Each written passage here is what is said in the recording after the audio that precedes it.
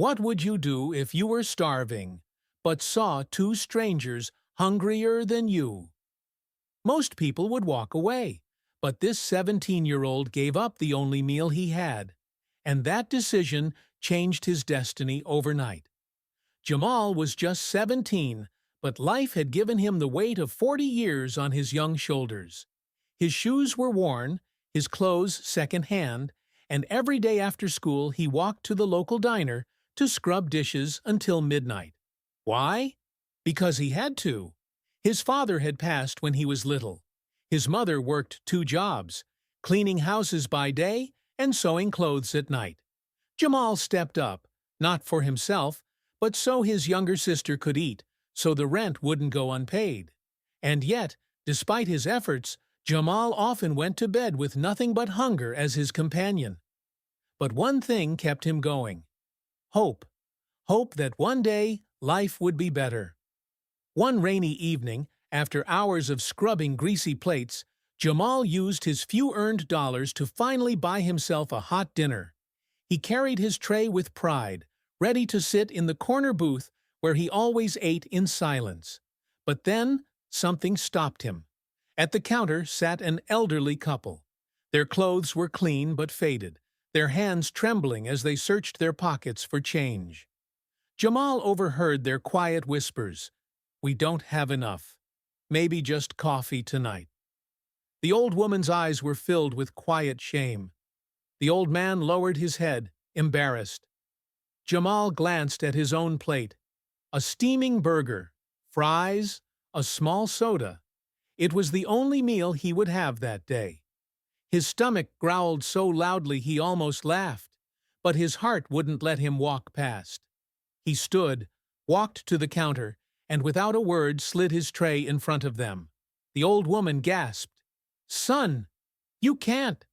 This is yours." Jamal smiled softly. "Please, ma'am. Tonight, it's yours." He turned and left, rain drenching his hoodie as his stomach remained empty. But his soul felt strangely full. The next morning, Jamal woke to a sharp knock. Standing at his doorstep was a man he had never seen before.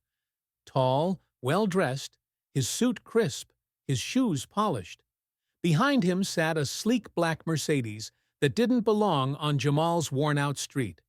The man introduced himself as Mr. Howard. "Son," he said, "I was at the diner last night. I saw what you did. I saw you give away your only meal without hesitation." Jamal blinked, confused. Why would a millionaire care about him? Then Mr. Howard revealed something that made Jamal's jaw drop. The elderly couple Jamal had helped? They weren't strangers. They were Mr. Howard's parents. Wealthy beyond measure, Mr. Howard had grown concerned that money blinded people's hearts. He wanted to know if true kindness still existed. That night, he sent his parents to the diner dressed as ordinary strangers to see if anyone would show them compassion. And only one person did. Jamal. Mr. Howard looked Jamal in the eyes and said words the boy would never forget. "You may be poor in money, but you are rich in character. And that is worth more than gold." That same day, Mr. Howard offered Jamal a full scholarship, a job in one of his companies, and mentorship that would shape his future. Tears welled up in Jamal's eyes. His mother hugged him tightly, whispering, "God saw you, my son." And he sent an answer. Years later, Jamal would stand on stages, dressed in sharp suits, telling his story to inspire others. From a boy who once gave away his only meal, he became a man who could feed hundreds. But whenever he told the story, he always said the same line. "I didn't give up my food that night because I expected anything in return. I did it because kindness is the one thing that multiplies when you give it away." Sometimes life tests us when no one seems to be watching. But remember, every act of kindness is a seed. You never know when or how it will bloom. Jamal gave up his meal and received a future.